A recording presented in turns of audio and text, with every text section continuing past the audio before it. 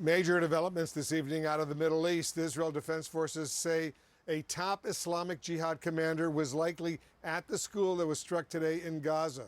A warning, the video you're about to see may be disturbing. At least 93 Palestinians were killed and more injured, according to Gaza officials.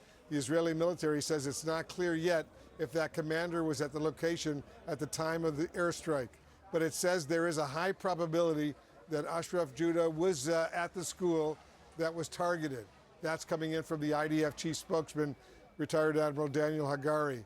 Israel is telling CNN that they took steps to mitigate civilian casualties and that Hamas terrorists were operating a base in that area. All this comes as both Israel and Hamas were set to resume ceasefire talks this coming week, this coming Thursday. I want to discuss what's going on, the latest developments in those ceasefire and hostage negotiations with Ruby Chen.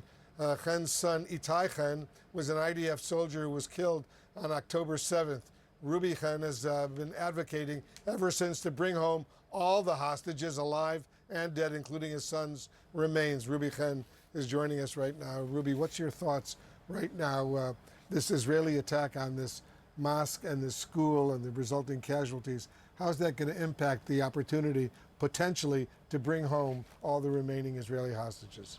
Yeah, so at least what I think, Wolf, is that there's a time, especially now, that we are kind of like at that 2-minute warning before, getting in. We need to think what is strategic and not strategic to help us get that hostage deal. And I would question and ask, is this attack helpful to get us to that finish line or not? We, of course, are very feel unfortunate that these things happen. We do not enjoy seeing these things happen. We do not like to see innocent people killed.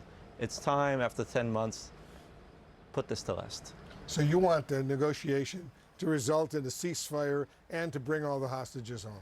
There are over 115 families that have been through excruciating pain and psychological warfare, and my son is one of them. He is one of the 8 U.S. hostages.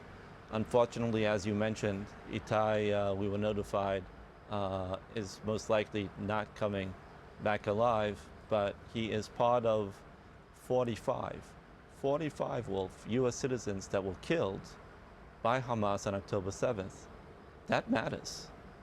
And I know you and some of the other family members of the American hostages had a chance to speak yesterday with Jake Sullivan, President Biden's national security advisor. What was the upshot?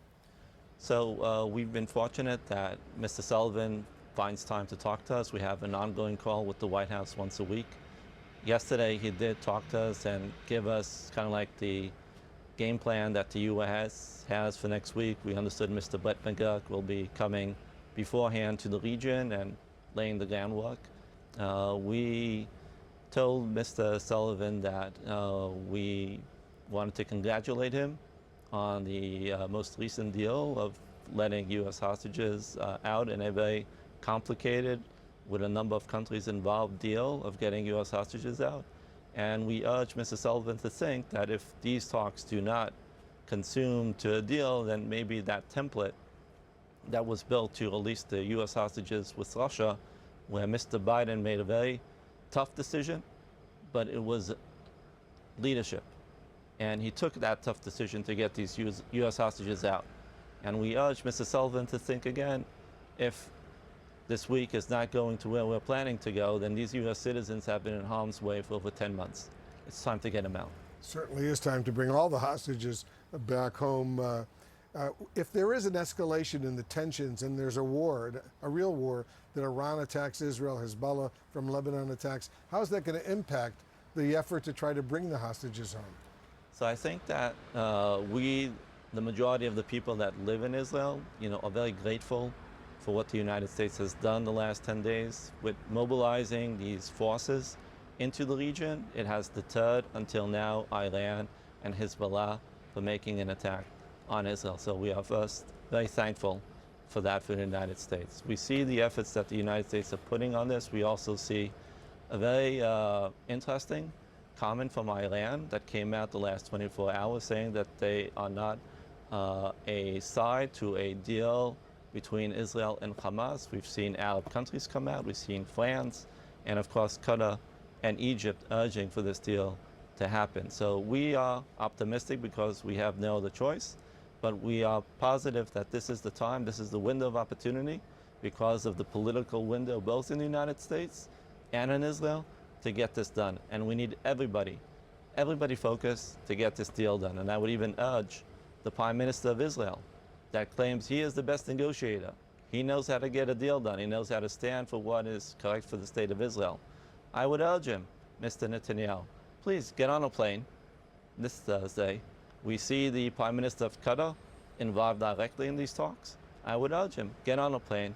We will be very thankful to see you negotiate and bring our loved ones back home after 10 months of this agony. So you want Netanyahu personally to go to either Cairo or Doha, Qatar, and negotiate on behalf of Israel? He is the Prime Minister. He was responsible for what happened on October 7th, and he claims that he knows to do the best negotiation possible.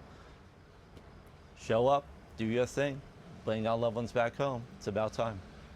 Ruby, I want you to stay with us. The Democratic presidential candidate, the Vice President of the United States, has just spoken out about the hostage situation and what's going on here in the Middle East. I want to run a little clip and listen to this.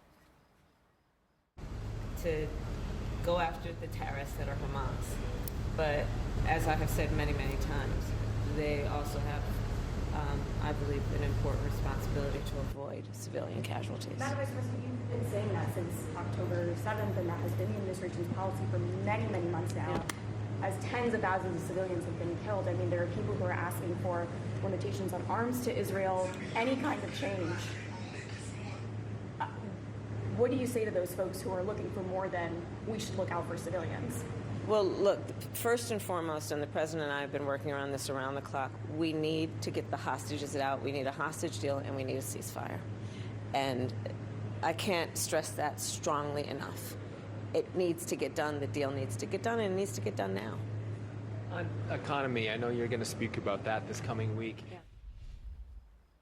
All right, Ruby, I don't know if you could really hear, the audio was not that clear, but what did you think of what you heard? I think it's consistent with what the U.S. administration, the Biden administration, has been advocating for a while. The key to stability in the region and the de-escalation is the hostage deal.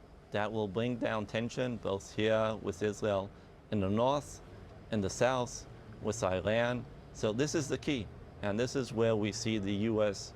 putting a lot of effort, a lot of pressure on all the sides to get a deal. This is part of the strategic interest of the United States to bring de-escalation to the region. And reminding you again, there are 8 U.S. hostages that have been in harm's way for over 10 months. Yeah. So the U.S. has equity in this. It's not just being a facilitator. And very quickly, you have a book that you brought. I just want to show our viewers, what is this book about? Yeah, so it's a book that was done by a famous photographer here in Israel called Ziv Cohen. The U.S. families were at the White House and the Pentagon meeting the Secretary of Defense about 10 days ago. My mom taught me, you don't come empty-handed to people like that. So I thought, what would make sense to come and show? So this is a book that we documents what happened on October 7th. And I think as the Pentagon is somewhat of a museum, and I think it's very important to have this documented album in the White House as well as the Pentagon. The Secretary of Defense was very grateful for this, seeing this book and taking time to look at it, as well as the President himself. We, the families, the U.S. families, of course, put something at the beginning, thanking them for the effort and urging them to get this done.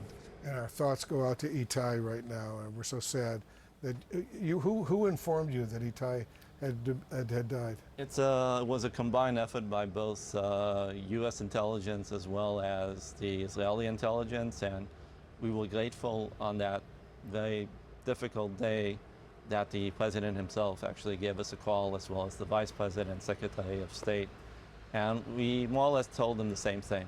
And I asked him, and I'm asking you as well, do you know what a Shiva is? Shiva is the Jewish tradition where the Israeli people mourn for their deceased loved ones.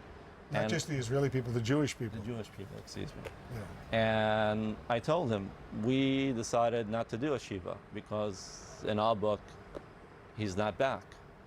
And I asked the President, when are we going to have a Shiva? As well as the Vice President, as well as Secretary of State. And that's what we're waiting for, because he is still a hostage. And he needs to come back, and we need to be united with him and be able to have our next sad chapter of our lives begin and not be kept in this limbo for over 10 months. It's a horrible, horrible situation. Ruby, thank you so much. Good luck to you and your family. And let's hope all those hostages are coming home. Amen. And coming home soon. Appreciate Amen. it very much. Jessica, back to you. All right. Well, thank you so much.